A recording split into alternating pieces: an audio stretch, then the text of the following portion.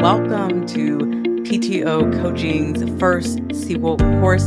This is the foundation to SQL, and we're definitely hoping that this will be a very approachable lesson set for you. So if you are a business leader or an operations manager or an analyst or any other person who thinks I might need to dive into my own data, and there's this thing called the database, and people keep telling me to pull my own data and grab it using SQL. So let's get started. My name is Crystal Bray, and I will be your instructor for this course. I'm actually the CEO and founder of PTO Coaching and Consulting, and I'm excited to be here with you today because we actually want to get really deep into a subject that I think is very important, and that is the ability to pull your own data to make data-informed decisions. Now, I say data-informed, not data-driven. I do think we always have to have some sense of what is my gut telling me? Where is the past telling me? Like, do I feel like this data is true? And sometimes data can be true and sometimes data can be skewed. It can be biased. It can be incomplete. It can be inconsistent. And so data informed thinking, decision making, I think is a powerful avenue. And one of the core principles there is being able to grab your own data. You can grab it and put it in Excel. You can grab it and put it in any of your other Google Sheets or lovely things that you want to use. But in this first lesson, the questions we're going to ask today is like, what is a database, right? Like, what are we looking at? So today we're going to look at the basics of SQL and running some very simple queries. Okay, so what is SQL? SQL stands for Structured Query Language. It's a tool for interacting with databases.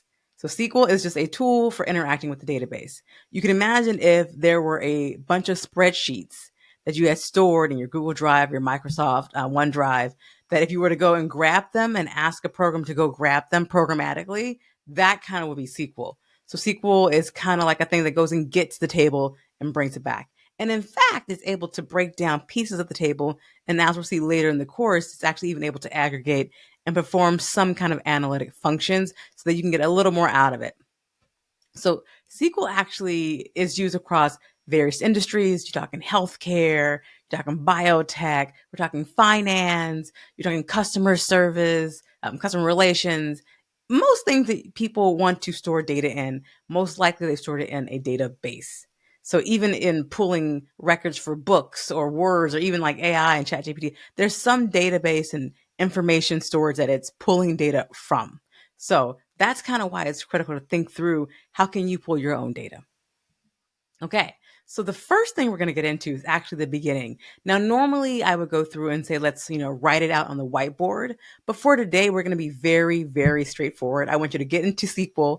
I want you to write your first query or maybe your 10th query if you've been very new to this.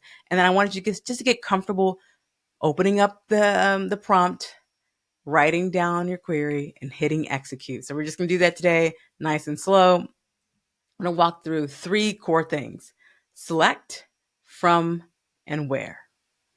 Okay, select, from, where. Now, one of the things that you have to understand, like there are more complex queries, and typically analysts and data scientists, data engineers, software engineers, they might know very complicated queries, but you can do quite a lot with select, from, where. And so we're going to go do that today. We're going to actually go in and I'm going to show you the program we're going to use. This is SQL Fiddle. Now, this website is free to use. It's open to all. There are some things I would like you to read if you decide to use this website. I'm also going to give you access to the database that I've built inside of here so you can recreate it if you're more comfortable with maybe a system at your work or things like that. So we'll actually have that in the data link. So don't feel that you have to use SQL Fiddle. You're more than happy to do a different database, but this is free, easy to use. It's on the web. You don't have to download anything.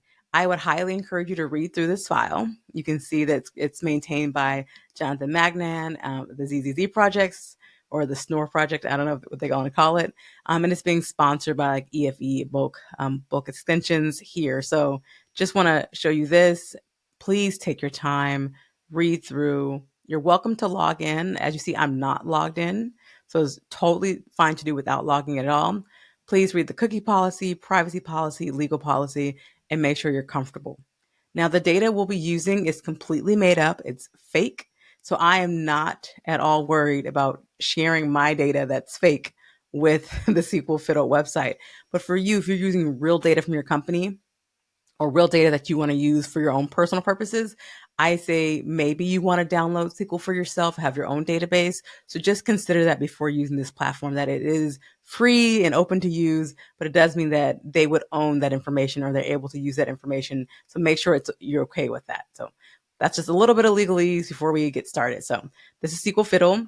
We're going to be using the MySQL database. This is our SQL course database, and you can go through and read what the description is. There's an overview of how to use the tables and whatnot. As we'll scroll down, you can see here that what I've done is I've created a custom table. So this custom table has a table called customers. There's tables for salespersons. There's a table for products. And the products table itself, you can see there's the product name and what kind of product it is and the price of the product. And there's a table for orders when a customer actually orders a product. So there might be an order ID, a customer ID, product ID. And we're going to be using all these tables in this course. But feel free to look through. You can see they're very short. You can go through on your own and kind of figure out, oh, this is customer ID 1, John Doe from the USA. Customer ID 7, Ahmed Ali from Egypt, right? He's active. So you can see very easy to read and go through yourself. Okay, so as we get to the bottom, here is our SQL query. So we do not need to reformat any of the data tables above there. They're just for you to use and for you to have. And I'll share this out as well. So the first thing we're going to do, remember, select from where, being very clear with that understanding. We're going to actually type in, and I'll even untype this for the purpose. Now, SQL is very particular about kind of spelling. So be very mindful. You do not have to do the capitalization select. Oftentimes we do for just kind of data formatting and cleanliness and the syntax itself to keep it consistent, but you don't need to do that. So let's just say you don't, and select. MySQL, the database we're using in particular, is pretty case insensitive. There are some differences. I've heard that PostgreSQL, which is a different database, is case sensitive. So you want to just be mindful of that. Although select and from and where, those things typically are not case sensitive. I'm pretty sure they're not case sensitive. So I'm going to select star. Star is everything. It's a star. It's everything. And then from, and let's just look at the customer table itself. So we're just going to select star from, and then let's say customers, right? I'm adding in a semicolon, which you can or can't do. It's the same. And let's see what we get here.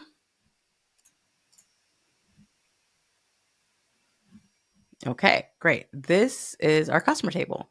Now, just because our table is pretty short and also our database that we just created, we can actually look at the database and see here that John to Fatima are here in our database, and we have the customer ID, their name, the country, and status. So we grabbed everything in this table and we printed it out. So congratulations, you did your first SQL or your first couple of SQLs if you've been doing this for a while. So select star. We can select everything and from whichever table, in this case, our customers table. So hopefully that will get us started and be kind of very simple to understand. Okay, well, what's next? I mean, this is a great question. Now, another thing you might want to do is retrieve only the names and the countries of the active customers. Let's say there's some inactive customers we can see here. I only want the active customers, and I only want the name and country, the name of the person and the country they're from. So let's do that. So let's say, okay, well, I'm still going to do a select statement and tap to complete. And I'm going to name country, new line. And you see I separated name and country by a comma, but there's no comma after country for the next command, which is from, and still my customers table. And now this is where we're going to do new lines. We're not going to close out the query just yet. I'm actually going to see where the status is active. where status is active. Okay, then I'm going to execute. And as you can see, this is my first error. Active is a text string, and it is not a command. So let's do this. There you go. Okay.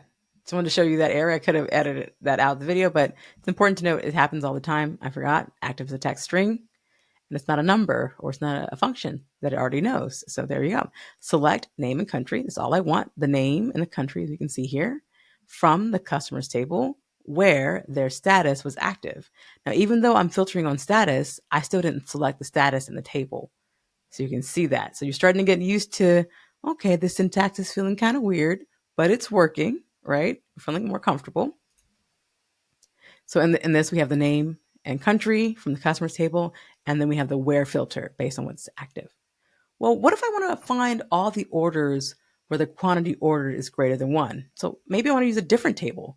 And look at the orders table and look at where the quantity is greater than 1. Okay.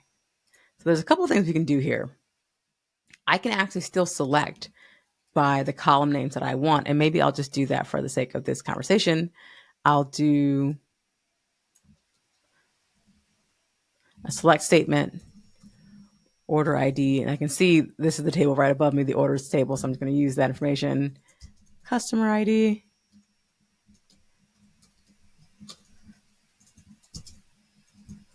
product ID, and then let's say order date. Okay, from the orders table, which you can see, this is the order ORDES orders table, and then where the quantity, and the quantity, as you see, this column's quantity is greater than 1. Now, what I'm using is what they call a table schema. Here's the table schema, and sometimes you might go through and say, hey, I want to understand what can I grab from the table. One of the ways you can tell a table schema is just select star from the table, and you can pull the table and see all the data columns and maybe make it up. Sometimes you're able to actually see the schema from the actual database. And this, you could probably ask your data team if they can just send you the data schema to see, oh, order ID is a integer, is a primary key, customer ID is an integer. And these are the kind of things that, honestly, if you're confused, you can look it up online, you can ask ChatGPT. But this is a table schema that we're kind of using to understand what we're pulling. Okay, so I have select order ID, customer ID, product ID, order date, and from the orders table, when the quantity is greater than 1. Okay, let's execute. Oh, look at that. Great. So it pulls me my data. Let's see. Order ID 1347. So order ID 1. So not number 2, that's only 1. 3, you see that here. 4. Okay, great. And then 7. Yep, so it pulled them all out. So that's fantastic. So in this case, we're able to retrieve all the order details where there was more than one item that was ordered. So hopefully you're following along and doing these examples as I'm doing them, and we're taking our time together. The next thing we want to do is retrieve all the orders made from between March 1st, 2024 and May 31st, 2024. So March 1st, 2024 and May 31st, 2024. Okay, so it's going to be a little different. So we're going to do it together again. So we're back in the orders table because I want to retrieve orders. So it's like, great, let me see here. I'm in the orders table. Sometimes I as you can see, I'm going to do order ID, customer ID. I might need to look at, let's say, order date, and then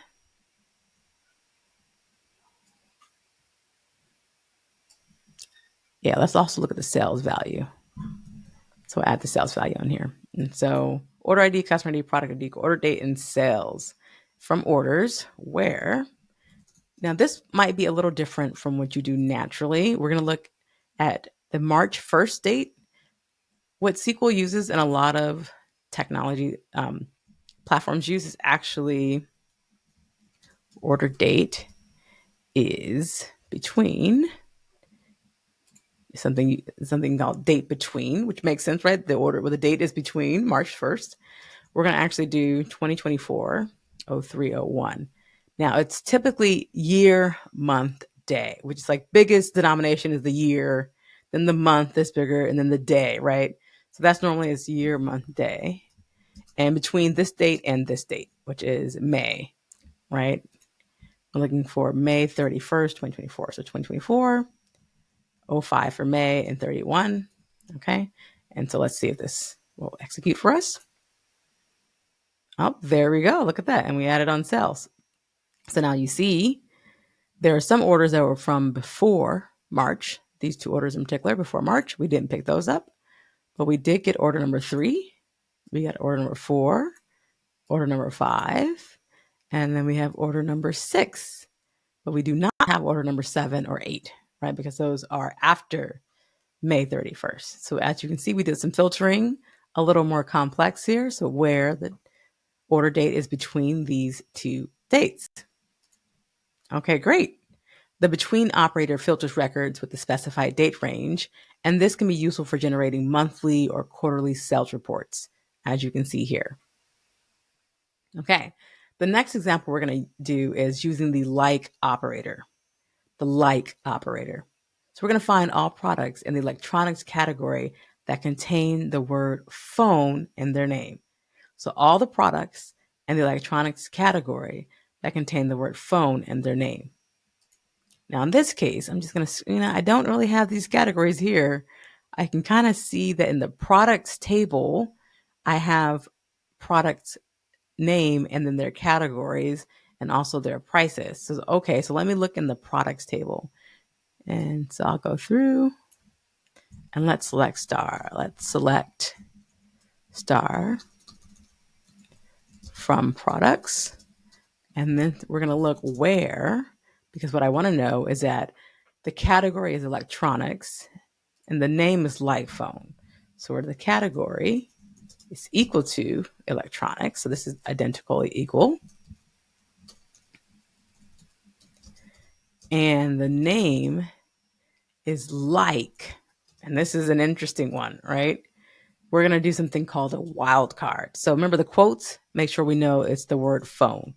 But maybe I want cell phone, smartphone, or phone racket. So there's something called a wildcard. And in this particular schema, the syntax is actually going to be the percentage sign. So it really means wildcard. So even if it's cell phone, it'll bring it up. And even if it's phone mart or something weird after phone, it'll also bring it up. All right, so I'm going to do that. We're going to execute. Oh, wow. Okay. So there's only one product, number 2. That's a smartphone. Okay. Fantastic. So the like word, and it's in the category electronics, and we can see the price here. Definitely priced like a smartphone. So let's look at the table, right? Let's see. Do we find, okay, so this is smartphone. We see it. Are there any other phones? Electronic laptop, electronic smartphone, electronics tablet. Nope. That's the only one. So that's perfect. So that's great. Filter right down. And here we see the like operator searches for a pattern within the name or the column itself. And then the percentage sign, remember, is the wildcard for flexible pattern matching. This is very useful. You might have someone's name where it's William or it's DeMarcus, and then you might want wildcard for the last name. You don't know the last name, so that's pretty useful. We're gonna do a couple more examples just because this is so nice. It's so good to get inside a SQL and just kind of use it without having to worry about a lot of different things. So next we're gonna look at using the in operator. That's in, the letters I and then in. And this we can retrieve, we can use it to kind of figure out if the customer's name is in a list of things, if their type of product is in a list of products that I'm looking for, a list of order IDs that I'm looking for. So the objective might be to retrieve customers from either the USA or Canada, right? So I want to see if they're either in the USA or Canada. So I might want to look at the customer ID, their name, their country, and kind of see. So, okay, let's go back down. I'm going to select the customer ID, the name, and the country.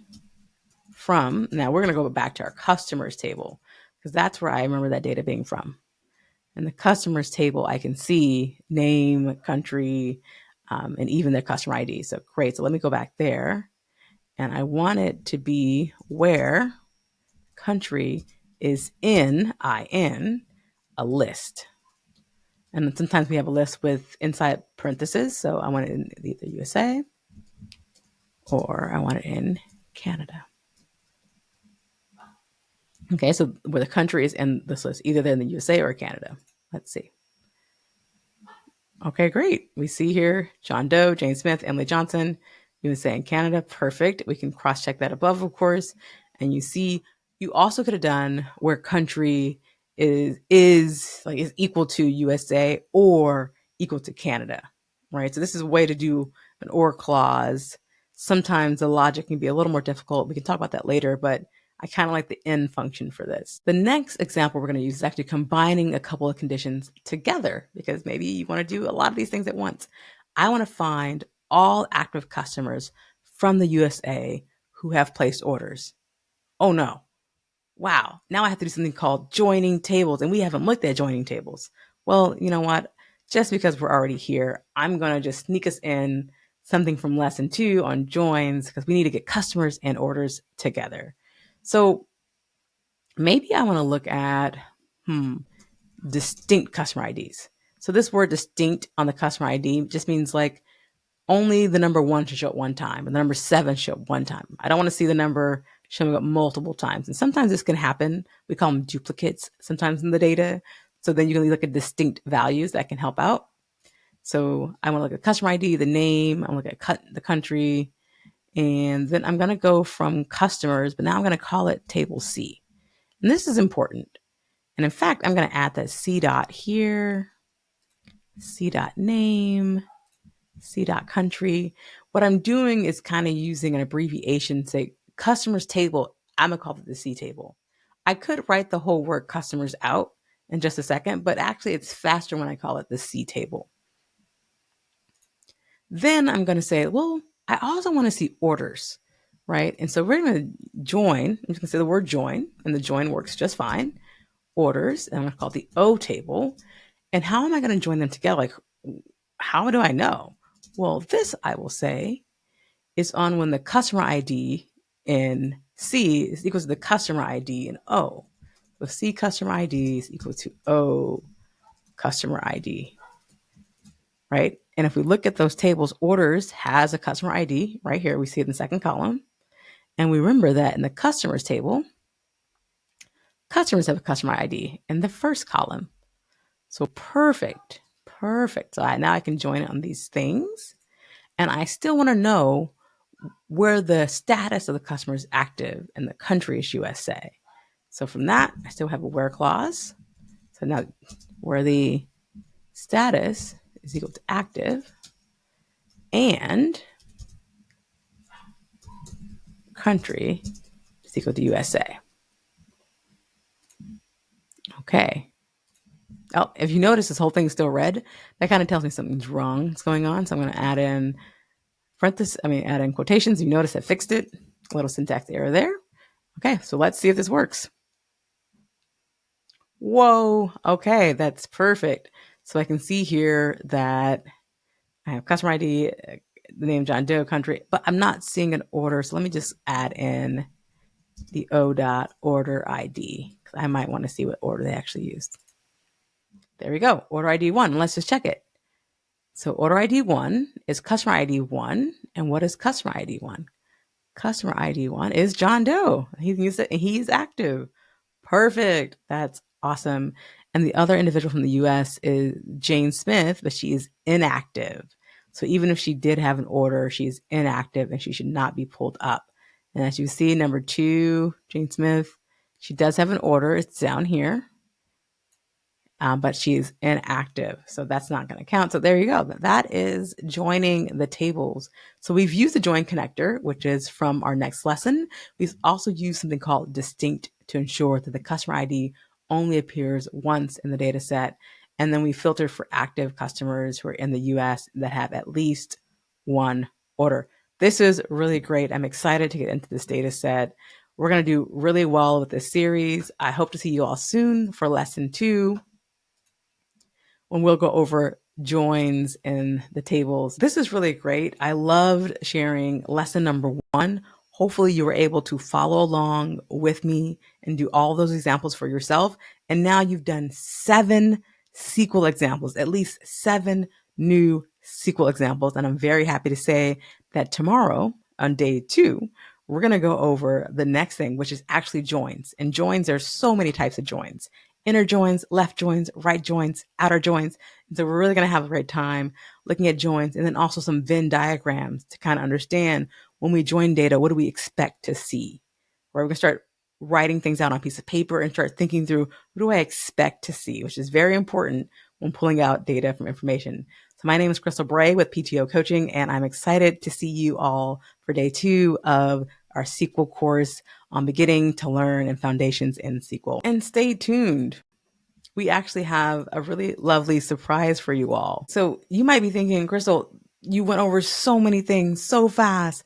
How do I know what to do? Well, we're going to have actually cheat sheets after every lesson. So you can go back in and even try some things out that we talked about, and maybe even some other operators that you might be interested in, like the not operator, where the customer is not active or the order is not over a certain data, a certain amount. And so you're going to see that in this cheat sheet called Day 1 on the SQL course cheat sheet. So look for that inside the course. Okay. I'll see you all soon. Later.